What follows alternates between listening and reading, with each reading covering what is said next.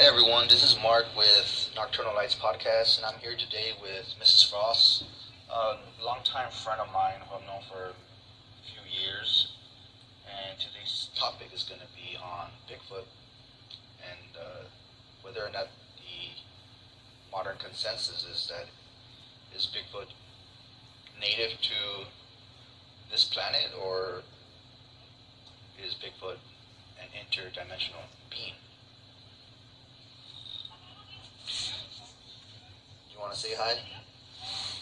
Hi everyone, my name is Mrs. Frost, and I'm really excited to be on this podcast with Mark. Actually, today we're took a little ride to get some food, so if you hear some background noise, we apologize for that. It's only Mark getting food because I have a gluten allergy and I'm not able to get anything from Stars, but I'm really excited to see Mark eating all this deliciousness.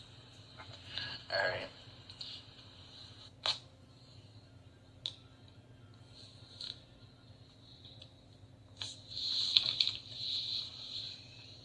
So we were talking about Bigfoot, and um, back then, the thing was that people were saying that Bigfoot is some type of creature that lives here on this planet. But I've noticed that over the years, the past 10, 15, 20 years, I've noticed that idea has shifted to some type of alien connection or a possibility of an alien connection. I don't know, if you I've heard that too, but I'm not sure how did they decide that Bigfoot maybe is an alien? Like, how do you think Bigfoot would have gotten here? And what's the purpose of him being here? I mean, the reason I bring that up is because every time you hear a story about Bigfoot, every time somebody has an eyewitness account, somehow Bigfoot mysteriously disappears. Like, right. just like that. Yeah. Like, where did he go? Wow. Where did he go? Like, from one moment to the next you're talking about within a fraction of seconds, he somehow or it somehow manages to elude your eyesight and it's never seen after that. They've sent search teams out there. Like, after the report has been made, they've sent search teams. So, how did he get away so fast? Exactly. And that's why I wanted to talk about it because it's pretty amazing that we haven't really been there's not a lot of people out there who are really having this type of conversation about Bigfoot right now. They're kind of like set. All these researchers, from the 70s, 80s, early 90s, are set in their ways that Bigfoot is some type of unknown species, of hominid that lives here on Earth, different parts of the world. But they still can't explain how, when there's an eyewitness account, it always seems to elude them, and within seconds, they can't see it no more. Like, it disappears. Like, where does it go? I used to ask that same question. Like, where does it go? I first heard of Bigfoot, when I was younger, I grew up thinking, well, if it's true, then somebody must have, seen them, or somebody must know where they are at. I always thought if they are real, then there has to be someone that knows exactly where they are. Right. So, as I asked myself that question several times, one day I guess I was thinking about it just way too much, and I ended up having a dream that night. And it answered my question as to where Bigfoot is and where they are hiding. In my dream. Okay, so wait, hold on. You had a dream? Right. Yeah. And this is the reason why you have a strong opinion about Bigfoot, or why you think it's real? Right. Why I think he's real and where I think they are or he is living. Because I didn't know, I couldn't figure out where he would be. Like you said, people would see him and then all of a sudden he was gone. But they couldn't figure out where he was. Is he living in a mountain? Is he living underground? That's what they say. Where is he? Because they say that hide. So they find them, the sightings mostly in the wilderness of Canada, North America areas where there's a lot of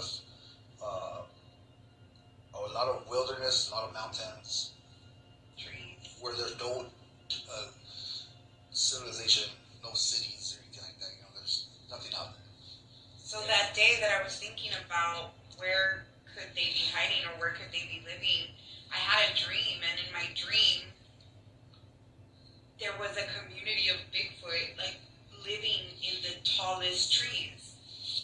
And I thought, even if there were search teams out there looking, they're on foot. And even if they are, helicopters or whatever looking, you can't see anything past those trees. Some trees are so big and, it's hard for you to see through them. So in my dream, they were living in the trees, and that just made so much sense to me. I'm not sure if there's anybody out there that believes, that they live in the trees, but in my dream, it just made so much sense that it made me believe that that's where they are. I mean, shit, think about it. Where do they go? If there's no caves around, where do they travel to at the end of the night? Where do they sleep? You don't see them walking around. And we wouldn't see them, even if we were walking around or we were hiking somewhere, if they were living up on the trees, we wouldn't see them. You know how tall those trees are? The big Canadian, yes, ginormous trees. Yes. That you can barely put your arms around. Right. I see it. I'm thinking about it. It just made so much sense to me. Makes a lot of sense. Maybe they are up there. Maybe they got some type of, Ewok right. home thing going on up there. Right. But in my dream, they weren't trying to harm us. In my dream, they were trying to help us. But you know what? Humanity has done so much harm that I can see why they would hide from us. That's true. That's true. I mean, us, as human beings, we're trying to figure out what this species is. But a lot of people who go out there to look for it, they go out there with weapons. They're trying to catch it, and it's and maybe kill them and do tests on them and put them on display. Yeah. And that's not right. I don't believe personally. I don't believe in that part of searching for Bigfoot. But in that sense, right? In that point of view, yeah. Right. Because if it's a real living creature that is on this planet, and that it's not an interdimensional being, it has to be somewhere physically all the time. They have their migrations, that they year, in the different seasons, they migrate. They'll be in one area of, Alaska, and by next season they'll be in another area. Like the sightings always are in different areas, but no one can ever find their nest, their homes, or where they sleep, or when they die. You know what happens when they die? Like, they never find bodies. You know what I mean? I was real into that, like watching the documentaries, and for a while I kind of did want like substantial proof. Like I wanted it. Like I wanted to see where they were. I wanted some sort of evidence. I wanted it. But as I started thinking, what would we do with them? Like if they did find them, what would happen to them? And then it just dawned on me, and it was just like, you know what? Like maybe it's okay to just accept that they are there, because we have sufficient evidence to prove that there's Bigfoot out there. Thank you. And right. We might just not need, anything more. Like it's okay to just accept facts. Accept it. Then, acknowledge that it's true and that we exist with these other beings. Right. Like that was sufficient enough for me. And because other than that, what else are your intentions? Right. Or as the researchers in the scientific community, what else is your intention? I mean, they've done it with other creatures that we found that we didn't know about, other species. Like they've done it. They've taken them in. They've experimented on them. The only other thing I would say is that it would be an amazing discovery in a way where we can see where in the evolution bracket they would tie in. Right. And how would that tip the scales of our human history here on Earth? Like, how would that affect our own history that we've already gotten written down? Whether it be things that would change because we're now inputting a new value into the formula, like a new variable. Well, it would totally discredit the Big Bang Theory. It would. So it wasn't like boom and they were here. It would. If it is true. So. But I had this idea, like, I grew up, watching the old films, the famous Bigfoot film, where Bigfoot's walking and then it turns itself sideways, yes. Looks back, and then it just keeps on going. Right. That old, grainy, yes. looking black and white film. Right. We all seen it. Everybody who knows what Bigfoot is knows about that film, because that's the first film, the first time Bigfoot was ever shown, in a visual format like that. So I grew up like, wow, that's that's some type of other. In the beginning, like when I was little, like, oh, that's another, like another type of human race that we don't know about, that somehow branched off and never evolved into much and just stayed in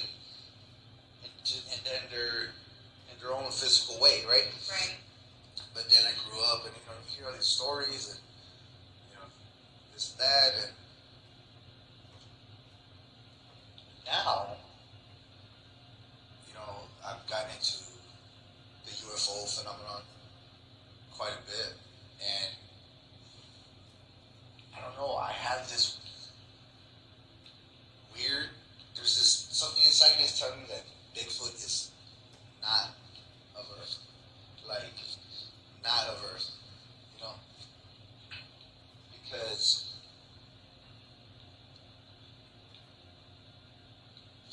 when there are sightings, they see it,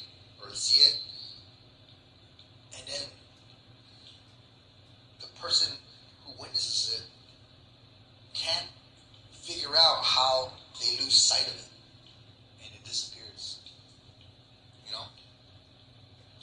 And there's also where these creatures are able to make the person stop in their tracks, make them freeze where they cannot move their body. You know, what is that? Like, is that some type of supernatural ability or some type of ability that they have that they're able to use on us? These creatures have to be very sophisticated, very intelligent to be living amongst us and be able to, not get captured by us, because we're supposed to be the dominant species on this planet.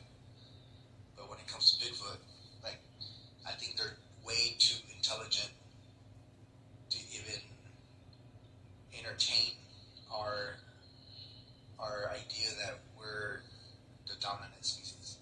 Like, to them it doesn't matter. Like, I think if they wanted to, they could. Right. I think that I have not seen that many documentaries or experts talking about Bigfoot being from another planet. Like, I haven't seen anything yet. It's a new idea. It's a new theory. Right. That's still fresh in people's minds, and a lot of the old researchers who came up in the very beginning, the pioneers, they don't like that theory. They're more like, they rather believe in Bigfoot being native, to this planet. But now there's new things coming out, and there's things that they cannot explain, and the only way to explain it is by adding that element that Bigfoot is not from here. Right. And it may be an alien species. I just feel like they can just appear out of nowhere, out of thin air, just appear because they're a higher density being, and they come in, do what they gotta do, go foresting, whatever you want to call it, go on a little picnic with their little they're not Yogi Bigfoot, they're Bigfoot not Yogi family, Bear, Mark. 2 kids and the parents. Yeah.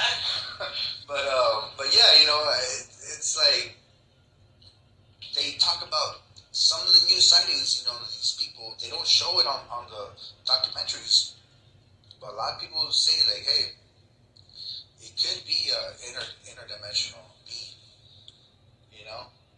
and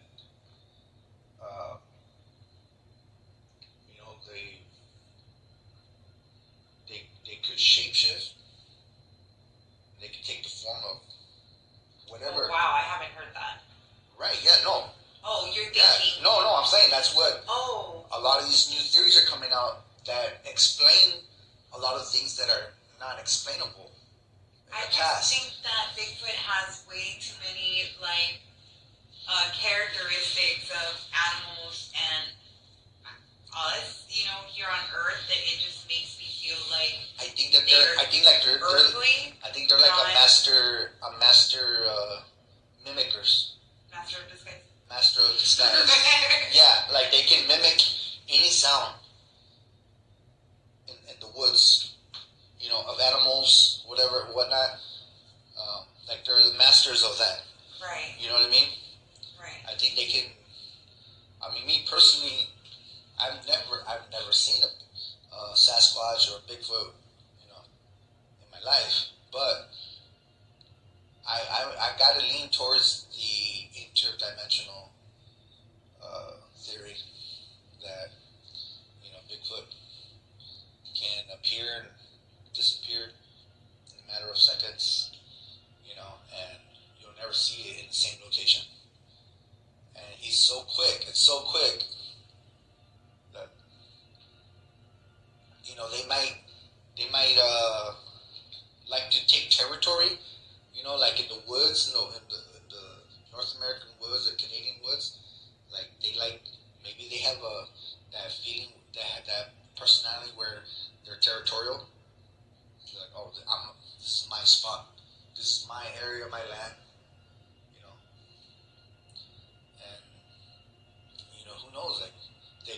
in and out of different dimensions, and they'll go to another dimension wherever they're from, or come back here, to do whatever they feel like doing here.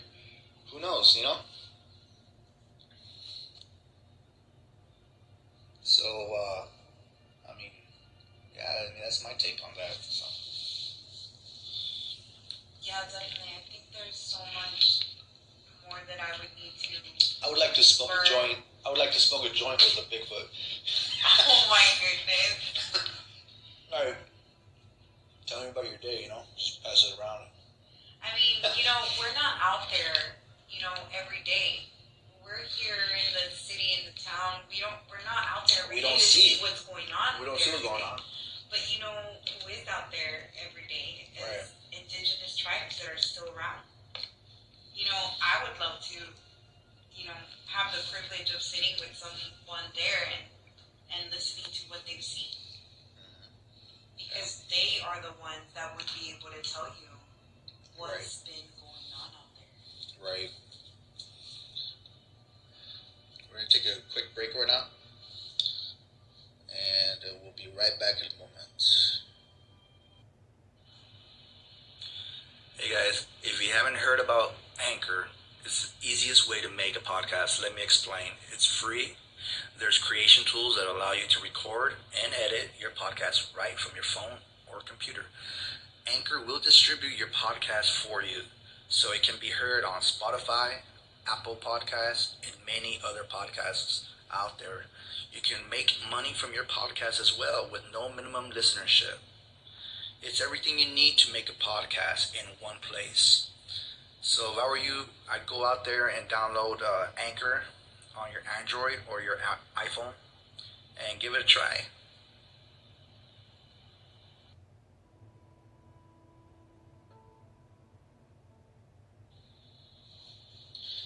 Hey guys, we're back here with Nocturnal Lights Podcast, and I want to go ahead and start with the next subject, which is this pretty amazing documentary called Discovering Bigfoot. Now, this came out back in, I believe, 2017, 2018, around there, and it follows the adventures of a man named Todd Standing, who, actually goes out into the Canadian wilderness, and he interacts with the Bigfoot species. And according to him, he's been doing it for a very long time. He's been using alternative means of communication. He claims that he has definitive proof that Bigfoot, the species, is real, and that he's been able to engage them in ways that other people have not been able to show on video footage. He claims that he's somehow gained their trust from a certain tribe or a certain family group of the Bigfoot species that is out there in the Canadian wilderness, where he goes out to do his discoveries and footage. And this is not just some dude that nobody knows. I mean, he's been used by Les Stroud from Survivor Man. Les Stroud hired him to be a guide, to take him out to the spots where people claim that the Bigfoot reside in the Canadian wilderness, and Standing took him out there, and he told him, all right, well, I'm going to take you out here, and you're going to see, you're going to hear things. It's going to be pretty amazing, and he showed him a lot of great stuff. he showed him all these amazing, mysterious tree breaks, things that tree breaks from areas where normal human, normal man, even a man who was 6 feet tall could not reach up and break the tree without having to damage the lower portion of the tree. Uh, and that's where Todd Standing, claims that they're just so tall, so big that they can just snap a tree that we couldn't even snap with our own hands. They can snap it easily, with no problems, no issues, and he claims that they do this for um, marking purposes, to mark their trails, almost like a highway or like a road, with street names. And these tree breaks would or could be, from what Todd Stanley claims, that they could be the road maps, street names of the wilderness where the Bigfoot roams. And so in this Discovery Bigfoot documentary, he has a lot of compelling evidence, not just the sounds, movements, or anything like that, but, and, not just the stories, but, we're talking about actual footage, just amazing stuff, actual footage of what is supposed to be the Bigfoot species. And these are, and he can name them, he claims that, okay, this is the alpha male, the beta, these are the younger ones, and he claims that they come from a family, and they are in regular contact with him. He gives them offerings like apples. He does have video footage, and what I don't understand is, when this documentary came out, nobody said anything. Like, I saw the whole documentary, and he brings out Jeffrey Meldrum, who's anybody who dives into the Bigfoot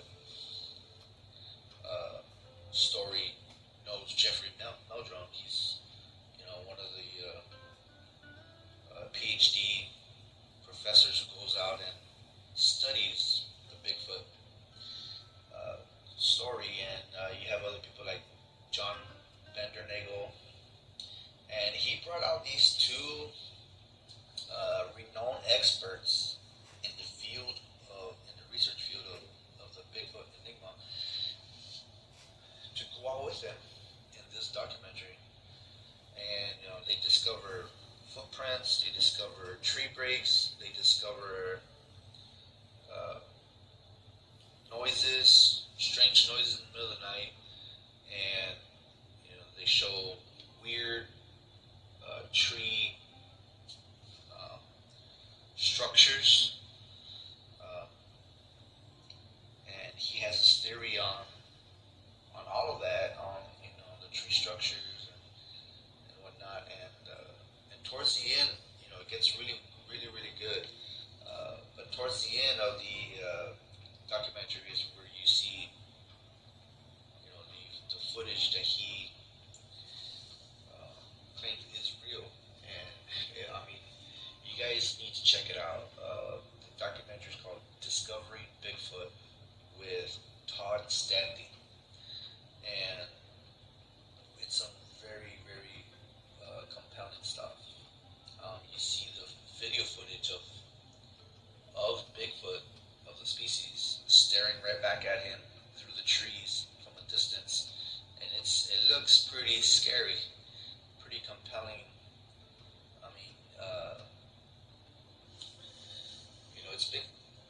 quiet in the Bigfoot community about this. There's a lot of people who are like, oh, it's not real, and very few people are claiming that it is real. But if you look at the footage, I mean, you're talking about eye movement, you know, eyelids moving up and down, the mouth moving, uh, things that you just cannot fake without a very high-end Hollywood production going on. And I mean, if you do your research with Todd Standing, I mean, he does not have a Hollywood production setup going on with his research group. So I implore you guys all to check it out. I want to thank you for my listeners who are listening right now, and I hope you all enjoyed this podcast on Bigfoot and alien connection. And yeah, go out and do your own research. Check out the Discovering Bigfoot documentary. Not a lot of people went out and looked at it, which is very, very sad because it's very compelling stuff. And to me, in my point of view, it's probably the most compelling documentary I've seen with real evidence showing that Bigfoot is real. I mean, 100% proof. I have to believe it. It's too advanced, too complicated to be fake. And yeah, go out and check it out. And I hope to have you guys here listening on the next podcast episode. And you all have a wonderful day. Thank you very much.